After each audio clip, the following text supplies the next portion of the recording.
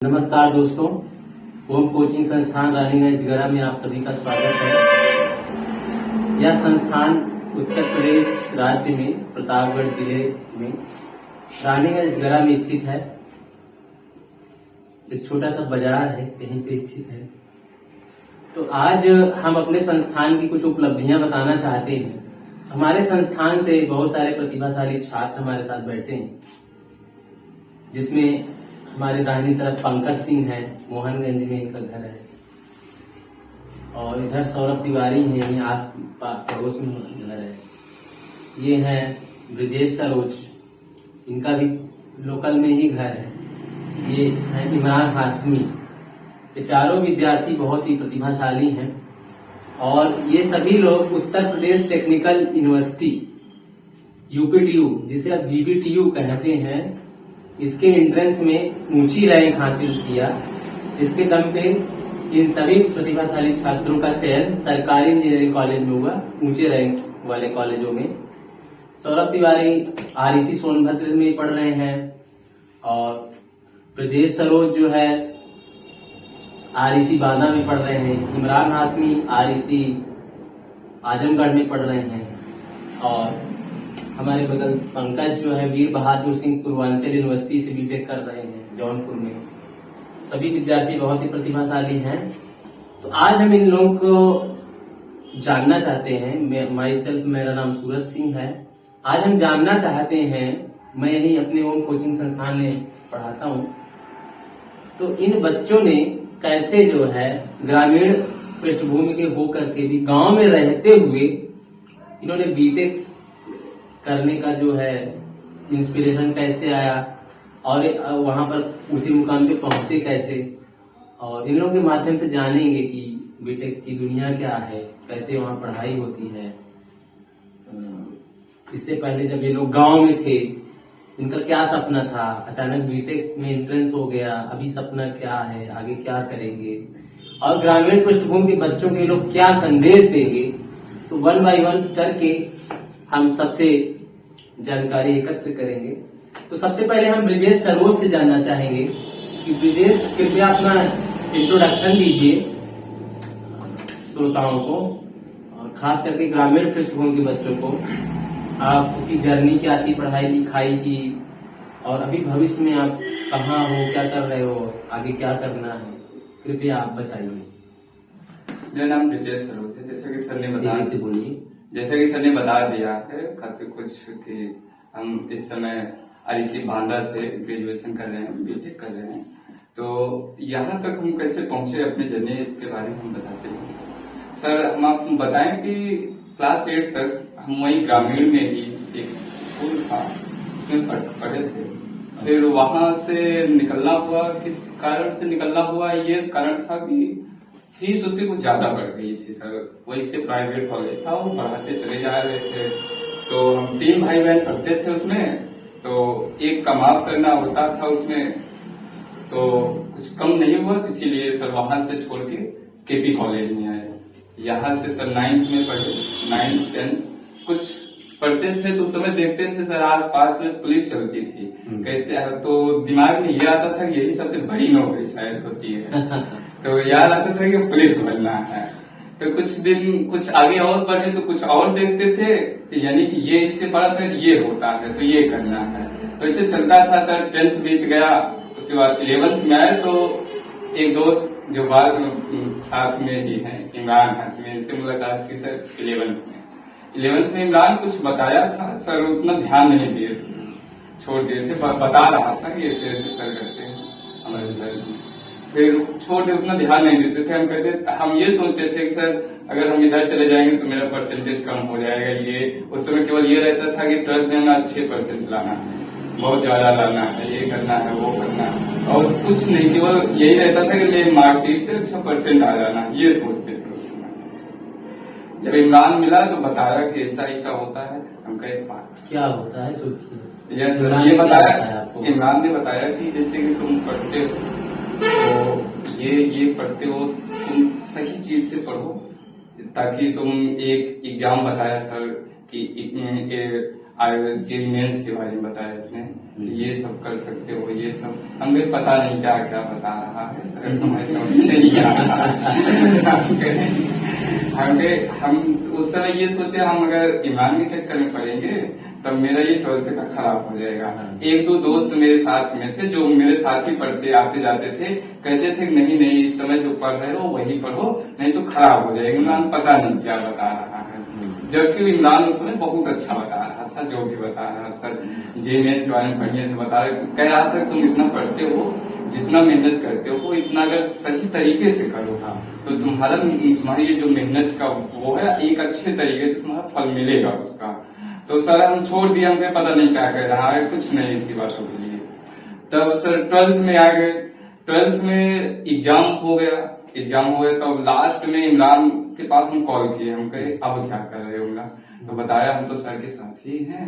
तब हम कहे सर कहाँ रहते हैं, कैसे होता है, तो इमरान उस दिन में सब चीजें बताया बढ़िया से कि सर में गाइड करते हैं, बढ़िया से पढ़ाते हो, मतलब कि सर हम लोग बता देते हैं सुबह शाम, सर एकदम बढ़िया से गाइड करते हैं, क्या पढ़ना है, कैसे पढ़ना है, क्या पढ़िए दिन भर, ये सब सर करते हैं।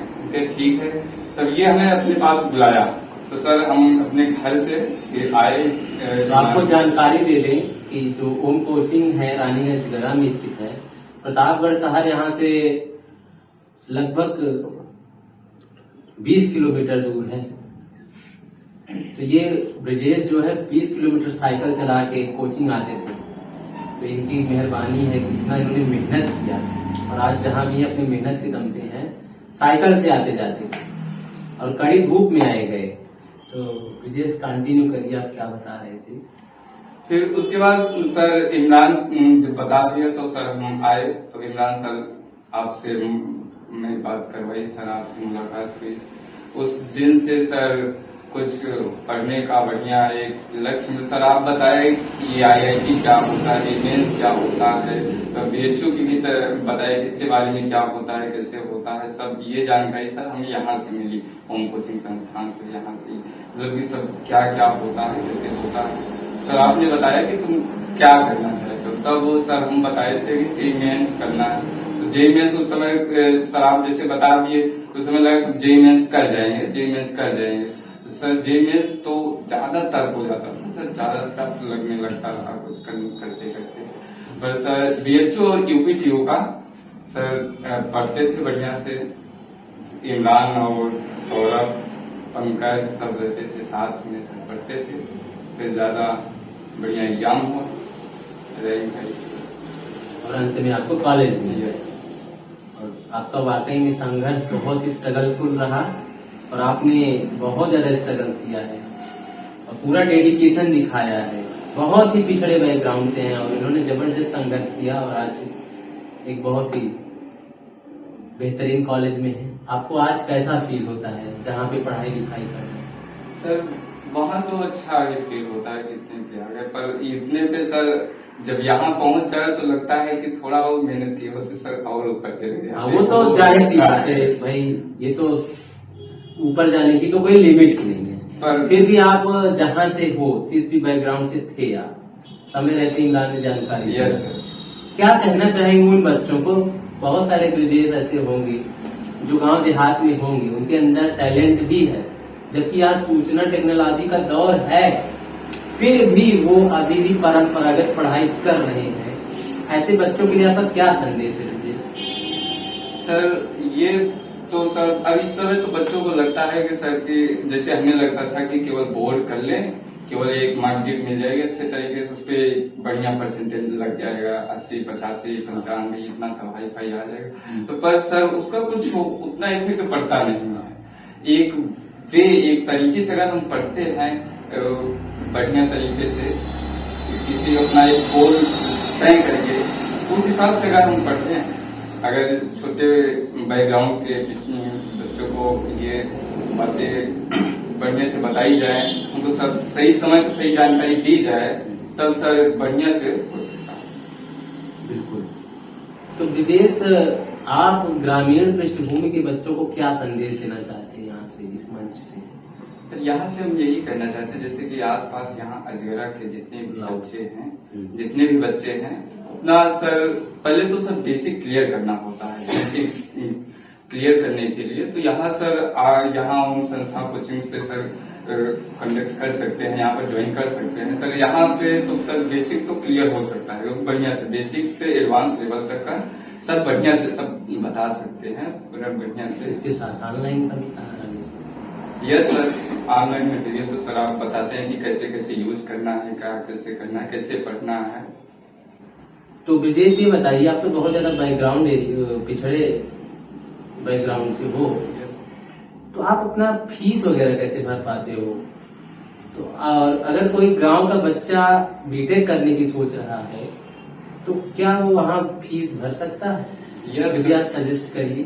यस, इतना भी सर फीस नहीं होती कि हम फीस ना ऐसे क्या प्रोसेस है? इसके लिए गवर्नमेंट स्कॉलरशिप प्रोवाइड करती है। स्कॉलरशिप। उसके अलावा सर अगर एक बढ़िया इंजीनियरिंग कॉलेज मिलता है किसी भी बच्चे को, एक सरकारी इंजीनियरिंग कॉलेज मिल जाता है, तो वहाँ पर सर क्या होता है, मिनिमम 1 लाख तक का फीस सब करके लग जाता है, जिसमें से हॉस्टल का फीस और मेस हॉस्टल मेस का फीस सब मिला के 1 सब 1 लाख लाख तक का मैक्सिमम लग हो जाता जाता है। है।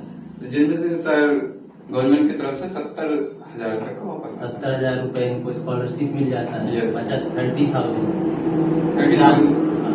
30,000 आराम से सर दे देते हैं। पे हो जाता है। अगर ना भी हो पाए तो आप एजुकेशन लोन ले सकते हैं। यस सर, एजुकेशन लोन की सुविधा है। यस। यानी बहुत ज्यादा आपको परेशान नहीं होना है बच्चों।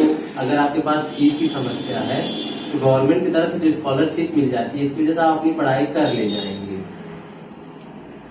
धन्यवाद ब्रिजेश, आप यहाँ आए और अपना बहुत सारा अनुभव साझा किए। अब हम बढ़ते हैं इमरान हाशमी की तरफ।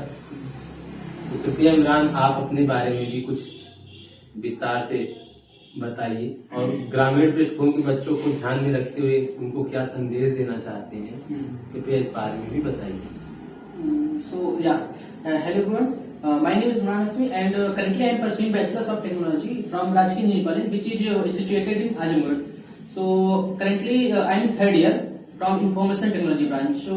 So जैसा कि सर ने पूछा कि कैसे हम लोग वहाँ पहुँचे एंड क्या हमारी जर्नी रही है, तो हम लोग स्टार्ट करते हैं जब हम यहाँ इस कोचिंग में आए थे पहली बार।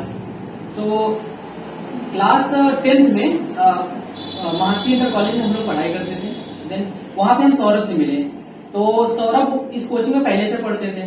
तो सौरभ के पास हमने देखा कि इनके पास कोचिंग का एक आई कार्ड था, जो कि मुझे थोड़ा अलग लगा, जो कि यहाँ जनरली नहीं होता गांव के कोचिंगों में, जो कि मुझे अट्रैक्ट किया इस कोचिंग के लिए। तो हमने सौरभ से बात करी कि सौरभ बताओ मेरी कोचिंग के बारे में, और ले चलो हमें, मतलब मुझे भी पढ़ना है उस कोचिंग में। तो या कुछ दिन बाद फिर हम लोग आए कोचिंग में। तो हाई स्कूल में जब हम पहली बार कोचिंग में आए तो सर से मिले। देन वहां से हम लोग की हाई स्कूल की जर्नी स्टार्ट हो गई। देन नॉर्मली कोचिंग हमारी चलती थी, लेकिन जब यहाँ पे हम आए उसके पहले तक तो इंजीनियरिंग क्या होती है, देन IITs क्या होते हैं, बिल्कुल भी आइडिया नहीं था हम लोग को। जब यहाँ पे हम लोग आए तो यहाँ पे जैसे नॉर्मली कोचिंग में क्या होता है कि हम लोग आते हैं, सिलेबस को पढ़ते हैं, देन जाते हैं, देन आते हैं, देन पढ़ते हैं, देन जाते हैं। लेकिन जब यहाँ पे हम लोग आए थे तो यहाँ पे कुछ एक्स्ट्रा हो रहा था। अब एक्स्ट्रा हम कह सकते हैं कि लाइक IITs, जो कि टफेस्ट एग्जाम होता है इंजीनियरिंग फील्ड में, नीट जो कि मेडिकल का टफेस्ट एग्जाम है, तो यहाँ से पहले जिसका नाम तक नहीं सुना था, लेकिन जब यहाँ पे आए तो इन सबका नाम सुना। अब नाम सुना तो जिज्ञासा बढ़ी कि होता क्या है। देन सर से कांटेक्ट किया गया कि सर और बताइए। तो सर ने मतलब एक्सप्लेन किया इस चीजों को, और देन फोकस किया कि बच्चों पे कि इस फील्ड में ये जाएं।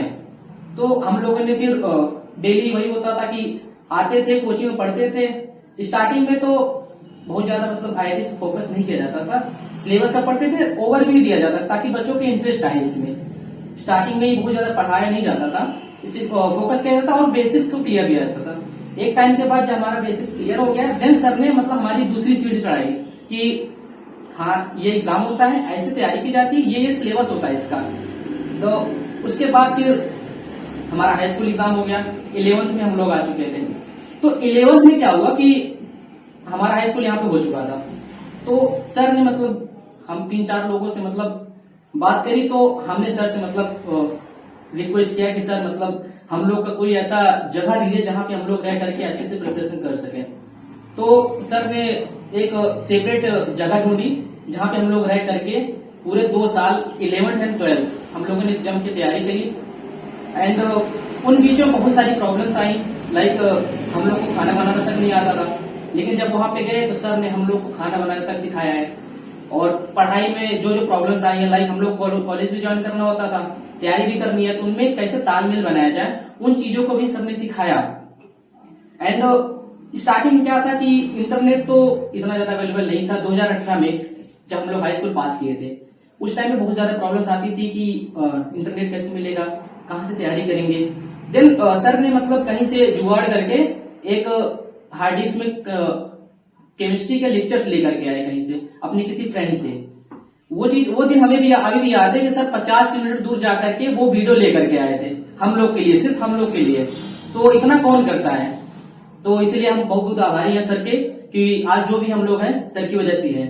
तो वहां से क्या हुआ कि हम लोग की जर्नी इमरान, आज जो भी आप लोगों को अपनी मेहनत के दम पे हो, कोई भ्रम नहीं होना चाहिए कि जो भी बच्चे हैं हम तो वही हैं, बहुत सारे बच्चों को बताना चाहते हैं तो सब क्यों नहीं आगे जा पाते। इसका मतलब है कि जिनको आगे जाना, आप लोग को आपकी भूख आपका मेहनत आगे ले गया है, हम लोग क्या कर सकते हैं। जिनको आगे जाना है वो चला ही जाता है। कृपया आप बताइए। सो देन उसके बाद क्या हुआ कि हमें मटेरियल मिल चुका था, ठीक है। जब मटेरियल हमें मिल गया तब हमें ये सीखना था उस मटेरियल को यूज कैसे करना है, क्योंकि मटेरियल तो सभी के पास आज के टाइम पे क्या है, इंटरनेट पे सब कुछ अवेलेबल है, आई मीन सब कुछ अवेलेबल है, 1 to all। देन उसको लेकिन हमें पता नहीं होता उसको यूज कैसे करना है, उसको यूटिलाइज कैसे करना है। उसके लिए तो हमें जो जरूरत पड़ती है किसी सहयोग की, जहाँ पे हमारे सर थे जिन्होंने हमें गाइड किया कि ऐसे पढ़ना है, ऐसे पढ़ना है, और सिर्फ पढ़ते ही नहीं रहना है, उसको टाइम पे अपने आप को एनालाइज करना है। जो हमने पढ़ रखा है वो हमारे अंदर गया है कि नहीं गया है, सिर्फ पढ़ते ही जाना सब कुछ नहीं होता है। तो ऐसे ऐसे करके हमारी प्रिपरेशन स्टार्ट हुई। देन 11th पूरा बीत गया हमारा, हमने 11th का कवर कर दिया सिलेबस IIT JEE का। देन हम लोग क्लास 12 में मूव करें। क्लास 12 में हमने स्टार्टिंग में सारा हमने अपने सिलेबस का आई मीन IIT JEE का सिलेबस कंप्लीट कर लिया। उसके बाद हमारा बोर्ड आता है। देन क्योंकि हम बोर्ड को तो पीछे छोड़ नहीं सकते, क्योंकि हमारा वो भी इम्पोर्टेंट है, ठीक है।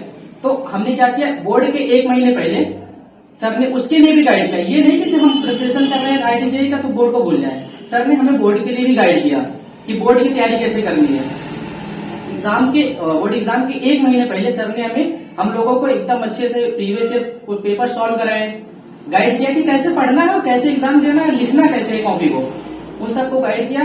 देन हम लोगों ने बोर्ड का एग्जाम दिया और अच्छे परसेंटेज आए, और मेरा ही नहीं लगभग सभी के अच्छे परसेंटेज आए जो तैयारी कर रहा था। इवन जो तैयारी नहीं कर रहा था कह सकते उसका मार्क्स कम आया था एज कम्पेयर टू हम लोग के जो तैयारी कर रहा था। तो तैयारी करने से जो भ्रम बन रखा है गांव में कि परसेंटेज कम हो जाता है, ये बहुत बड़ा मिथ है। तैयारी करने से हमारे कॉन्सेप्ट क्लियर होते हैं, और बोर्ड में क्या होता है एकदम बेसिक चीजें पूछी जाती हैं। जब तुम्हारे बेसिक्स क्लियर है, तुम एडवांस पढ़ रहे हो, तब तुम बोर्ड में तो जो बेसिक क्वेश्चंस आते हैं उसको तो कर ही लोगे, नॉर्मली कर ही लोगे।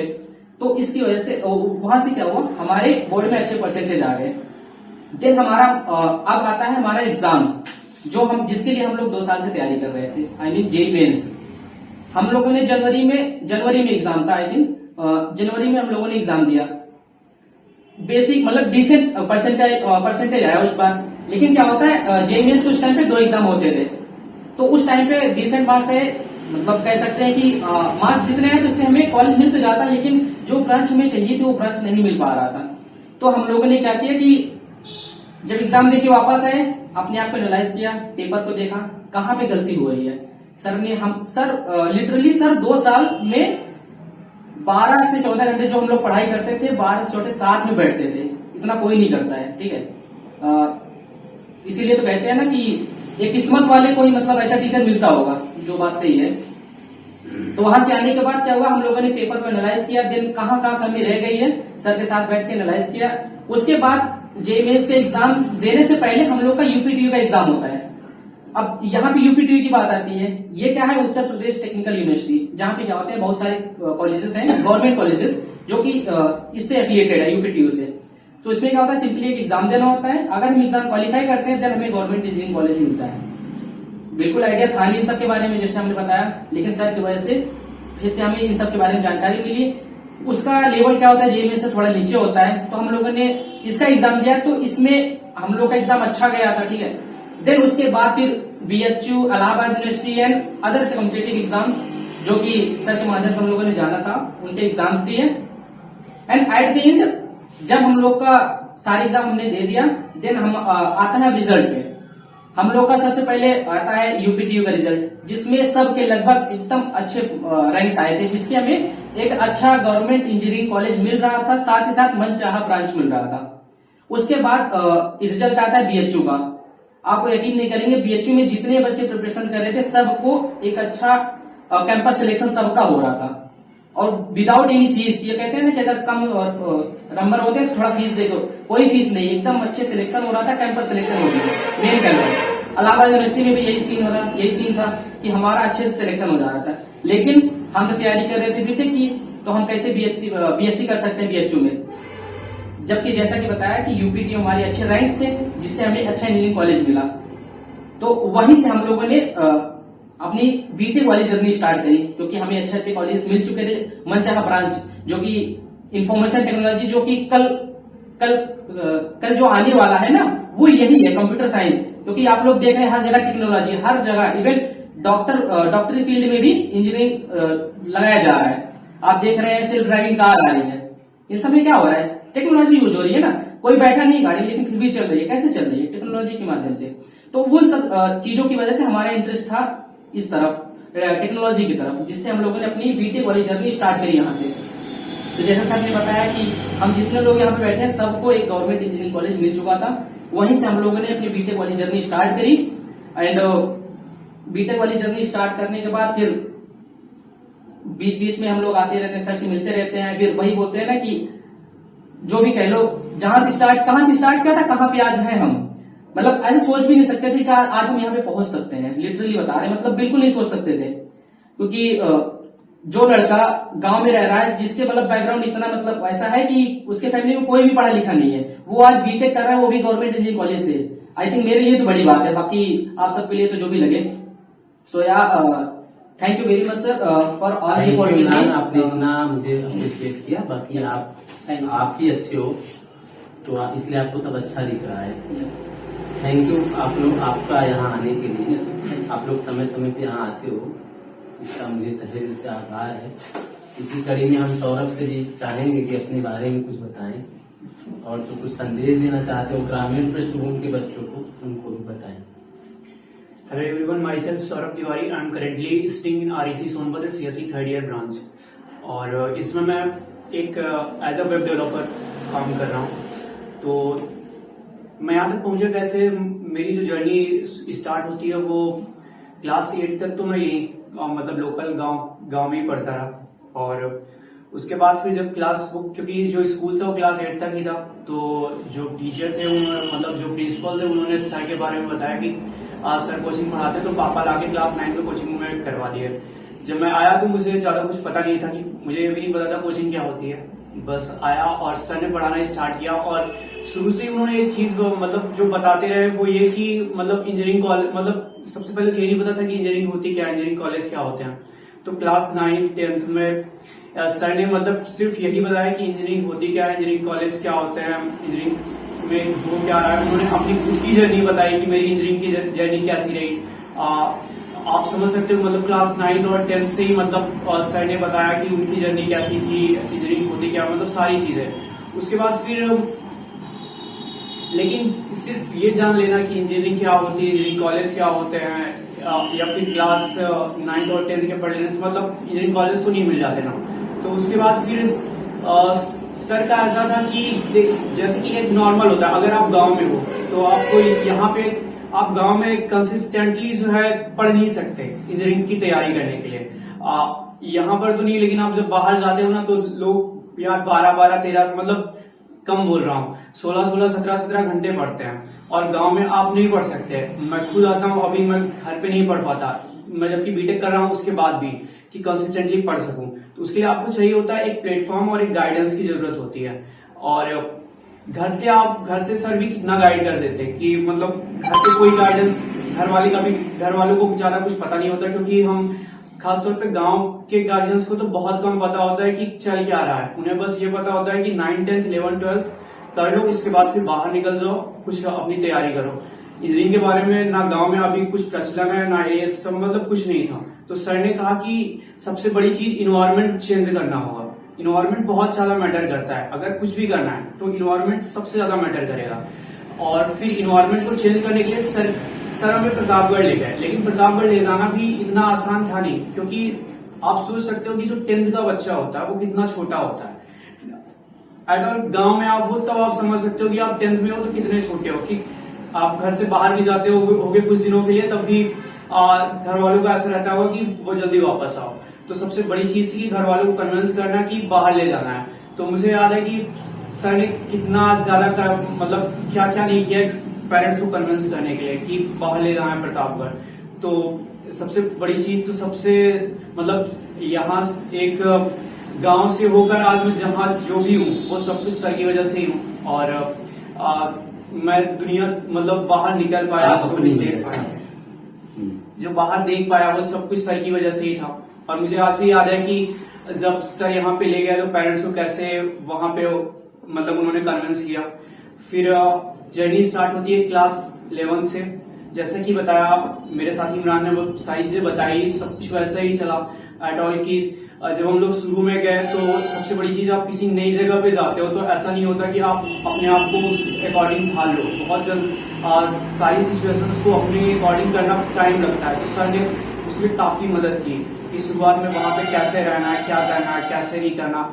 और दूसरी चीज ये होती है कि अगर कोई भी चीज कुछ भी करना हो, अगर आपको कुछ भी करना है अपनी लाइफ में, तो सबसे बड़ी चीज जो मैटर करता है वो कंसिस्टेंसी मैटर करती है। अगर आप कंसिस्टेंट नहीं हो ना तो फिर आप कुछ नहीं कर सकते।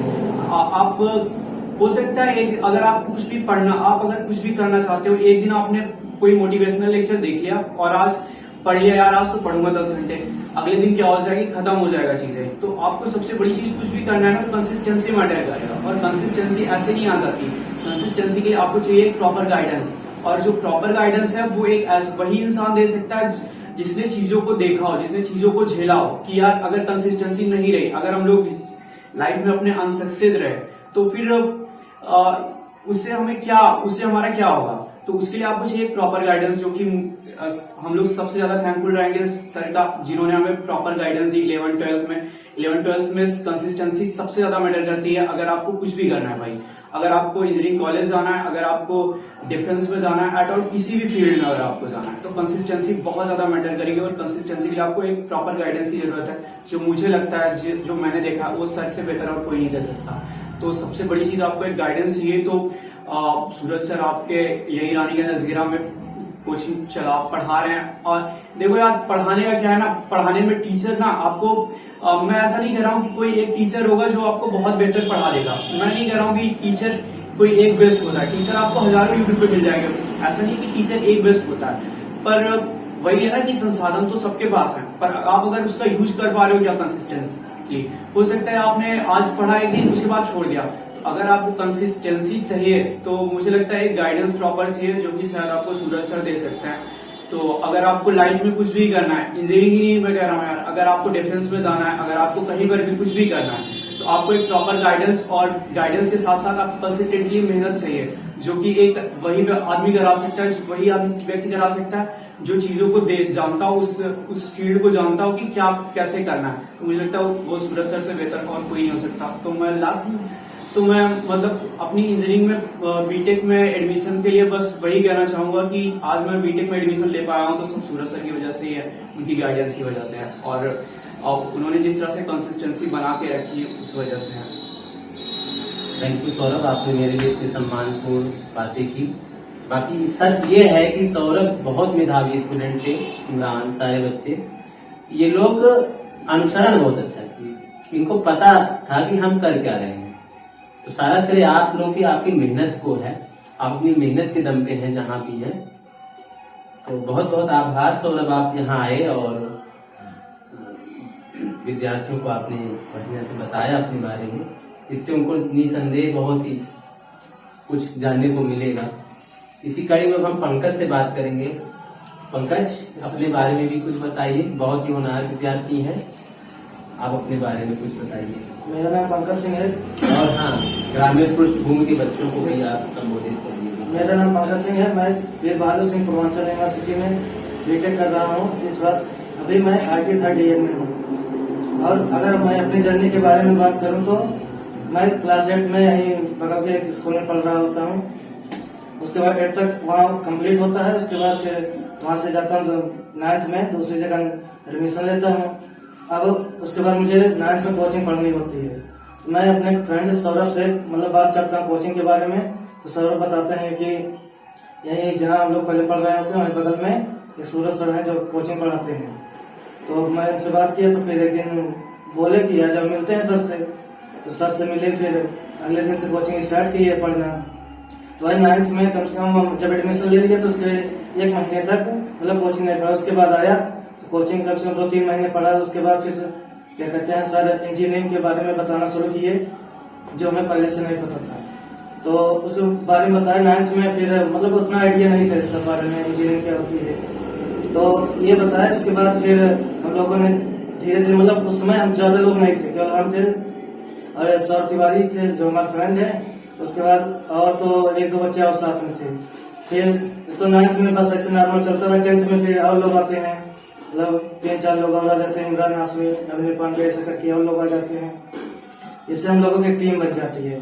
और उसके बाद फिर हमको सर कि IIT और क्या कहते हैं JMN के बारे में बताते क्या होता है, एग्जाम इसका कैसा होता है, इस सब बारे में बताते। बस उस समय प्लान यही चल रहा होता कि हम लोग पढ़ेंगे कैसे आगे और इसका एग्जाम तैयारी कैसे करेंगे। और सर नहीं तो यहाँ तक प्लान बना रहे थे कि हम लोग बाहर भी अगर 10th के बाद जाना चाहे तो जाएंगे। तो उसमें फिर एक एग्जाम होता है FIITJEE का, जो कि क्या कहते हैं एडमिशन लिया जाता है उसमें ट्यूशन पढ़ने के लिए। सर ने उसका भी क्या कहते हैं पता करके हम लोग को बताया और उसकी अच्छी खासी 10th में तैयारी भी कराई। उसके बाद हम लोगों ने उसका एग्जाम दिया। फिर क्या कहते हैं पर उसमें वही शुरुआत में उतना तो आइडिया था नहीं, तो उतना अच्छा उसमें हुआ नहीं। फिर 11th में सब लोग क्या कहते हैं साथ में पढ़े और तैयारी किए। उसके बाद फिर क्या कहते हैं और सब लोग तो चले गए वहाँ पर पढ़ने प्रतापगढ़, जैसा सभी ने बताया। तो मेरे हेल्थ प्रॉब्लम की वजह से भी कि मेरी बहुत ज्यादा इच्छा थी वहाँ सबके साथ रह के पढ़ने की। फिर भी मैं गया था, कम से कम 3-4 महीने रह के वहाँ सबके साथ पढ़ा, बहुत अच्छा लगता था। और उस समय क्या सीन था कि हम लोग जब साथ में पढ़ते थे प्रॉपर एक की कंसिस्टेंसी बनती थी, पर डे का प्रॉपर आइडिया बनाया जाता था कैसे पढ़ना है, कौन सा सब्जेक्ट कितनी देर पढ़ना है। तो वहाँ से मुझे सब आइडिया मिल गया। उसके बाद फिर हम वही फिर कुछ दिन रहे, उसके बाद वापस चले आए यहाँ से। फिर क्या कहते फिर हम सर से बात भी करना चाहते। उसके बाद बताया कि फिर वहाँ से चले आए प्रतापगढ़ से, जहाँ पे सब लोग साथ में रहते पढ़ते थे। उसके बाद सर जहाँ पे हम लोग जिस प्लेटफॉर्म पे जहाँ पे बैठे हैं राजगीर में, फिर यहीं पे कि अलग से जो 12th के बच्चे 11th-12th के बच्चे पढ़ते थे उन्हें साथ कोचिंग पढ़ना शुरू किया। और फिर सर ने हमें अलग से पूरी हर एक चीज बताना शुरू किया और सब अलग से पढ़ाना शुरू किया। पूरी चीजें क्या कहते हैं 2-2 घंटे 1-1 घंटे पर डे स्पेशल हमको समझाते थे। पर डे करना कैसे है, क्या करना है।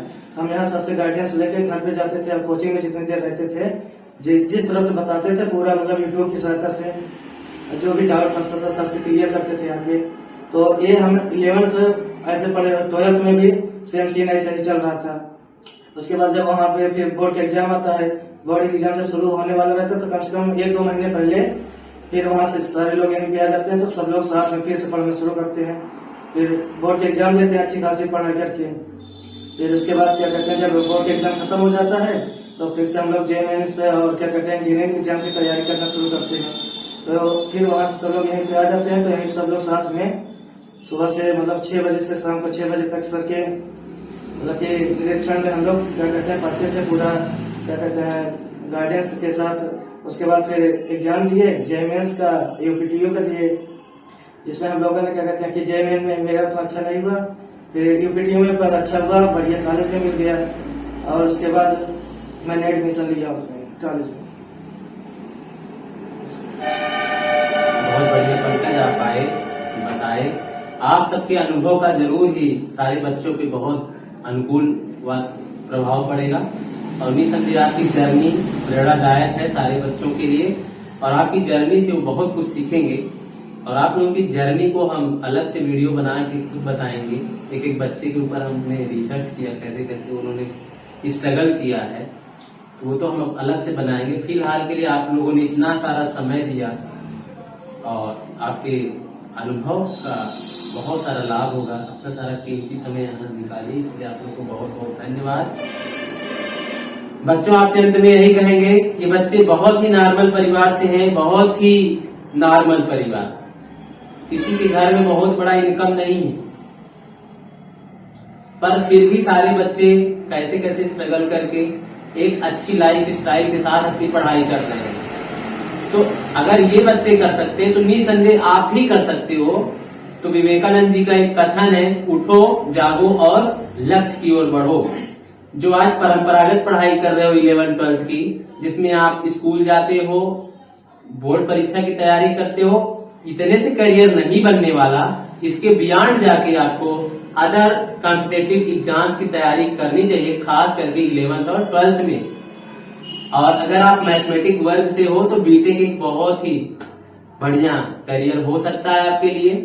और इसके साथ बहुत सारे स्ट्रीम है। अगर आप होम कोचिंग की बात करें तो यहाँ पर हम इंजीनियरिंग की तैयारी करवाते हैं और मेडिकल की तैयारी करवाते हैं। बायो से हो तो आप मेडिकल की तैयारी कर सकते हो, और अगर आप मैथमेटिक्स से हो तो इंजीनियरिंग की तैयारी कर सकते हो। 11वीं और 12वीं में ना सिर्फ आपका बोर्ड का परसेंटेज अच्छा होगा, आपका करियर भी बूस्ट होगा, आप करियर में भी बेहतर करेंगे। ऐसी मेरी पूरी आशा है और पूरा वादा है, ऐसा ही होगा। इन बच्चों ने कर दिखाया है तो आप भी करेंगे। बहुत बहुत धन्यवाद बच्चों, इतना देर समय देने के लिए। Thank you.